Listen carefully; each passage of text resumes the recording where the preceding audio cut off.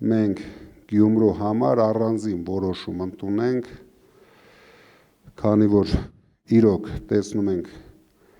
հայրաքաղաքի վիճակը այդքան բարվոք չէ,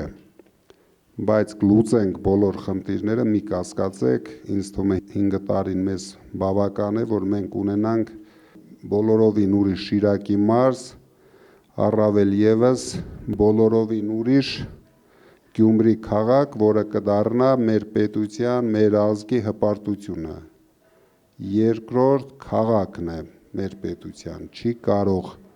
այդ վիճակին լինել։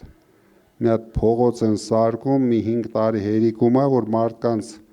ուրախացնեն,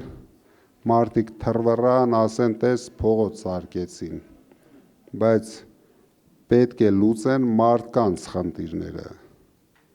մարդկանց ապրուստի խնդիրները, դա մենք վստահեցնում ենք, մենք կանենք, մեզ էլ